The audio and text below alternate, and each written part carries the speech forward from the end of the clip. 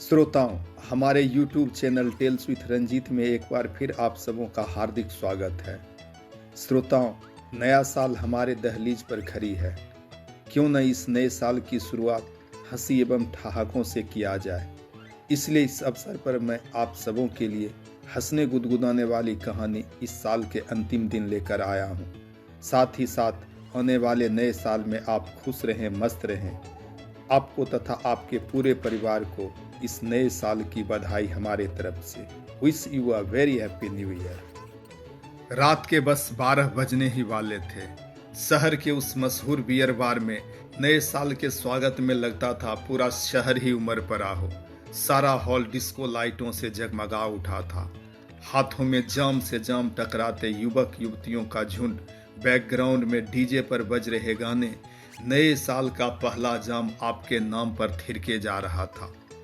पता नहीं मुझ में भी नए साल मनाने का जोश और जज्बा कहाँ से आ गया था। मैं अकेले ही बगैर किसी पार्टनर के उस गाने की धुन पर अपने आप को डांस के नाम पर अनाप शनाप तरीके से झोंके जा रहा था। पता नहीं यह 60 वर्षीय गोलू मोलू शरीर कल सुबह तक चलने लायक रहेगी भी या नहीं। कभी कभी आशा भरी निगाहों से उस मदहोश युवतियों की तरफ निहारता कि कोई आकर मेरे साथ भी डांस कर ले। कभी कभी तो मैं डांस के बहाने उनकी भीड़ में भी घुस जाता था, लेकिन अगले ही पल सुनाई देता, अंकल जी ज्यादा बहको मत। मैं मन मार कर वापस अपने जगह चला जाता था। मैं अंदर से पूरी तरह निराश होने लगा था।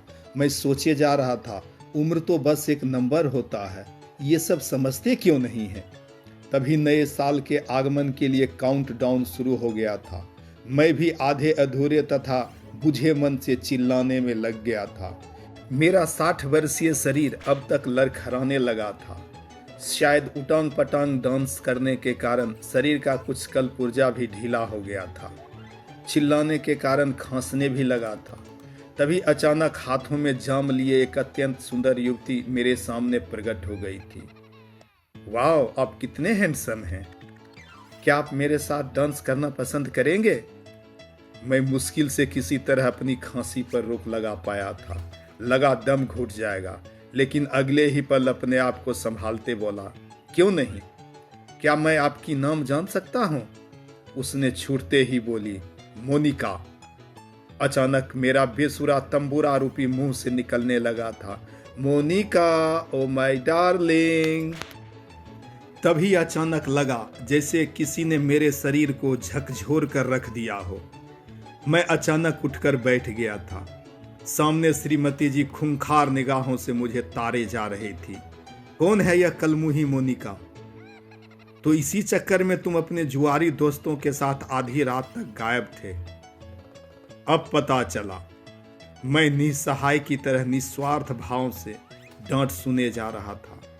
कौन समझाता उसे, ये जुआरी नहीं बल्कि शेयर मार्केट से संबंध रखने वाले बड़े लोग हैं, जिनके साथ देर रात तक एक क्लब में मैं न्यू ईयर सेलिब्रेट किया था। श्रीमती जी सुनाए जा रही थी और मैं बिल्कुल अबोध बालक की तरह सुने जा रहा था।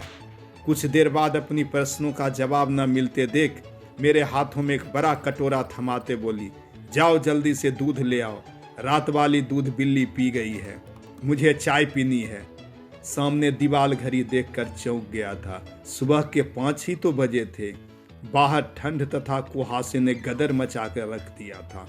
मैं कंबल ओढ़े तथा अंदर में हाथों में कटोरा पकड़े एक आज्ञाकारी सैनिक की तरह अपना धर्म निभाते बढ़ने लगा था। ठंड के कारण मेरे हाथ और पांव दोनों कांपे जा रहे थे। अचानक शर्मा जी का मकान देखते ही ध्यान आया, क्यों ना शर्मा जी से ही 1 लीटर दूध उधार मांग लूं। मेरा पांव खुद ब खुद उनके दरवाजे तक पहुंच गया था। अगले ही पल उनका कॉलबेल बजाने में मैं लग गया था। कुछ देर तक रिस्पॉन्स नहीं मिलने पर मैं अपने कटोरे वाले हाथ से उनका दरवाजा पीटने लगा था। तभी अचानक बगल वाले घर से एक आदमी गुस्से से मेरी तरफ आने लगा था। शायद मेरी आवाज सुनकर उसकी नींदें जो टूट गई थी। जब तक मैं उससे कुछ पूछता, उसने मेरे कटोरे को छीनकर दूर रास्ते की ओर फेंक दिया था। वह जोर से बोला, दिखता नहीं है ताला लगा हुआ है, भीख मांगने का भी कोई समय होता है। यह बोलकर वह पुनः अपने मकान की ओर वापस चला गया था। मैं सहम गया था।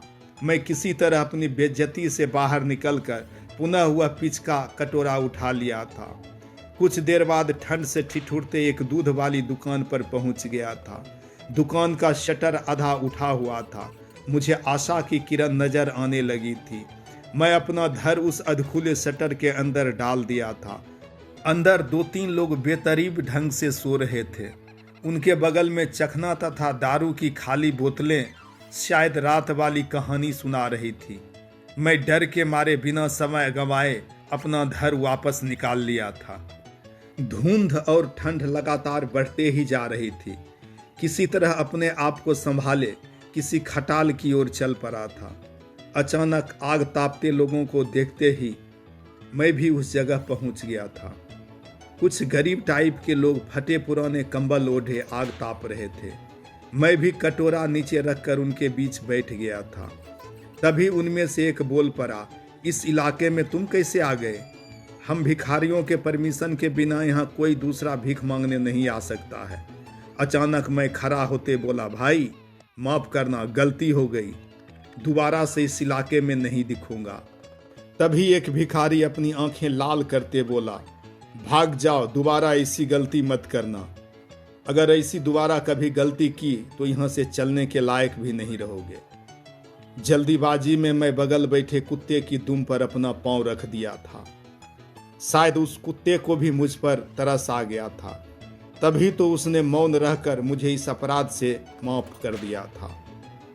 अब और मुझ में जलील होने की ताकत नहीं बची थी। मैं वापस अपने घर की ओर चल पड़ा था। घर घुसते समय अपने आप को डांट सुनने के लायक तैयार कर लिया था। घर घुसते ही चौंक गया था। श्रीमती जी चाय की चुस्की लिए जा रही थी।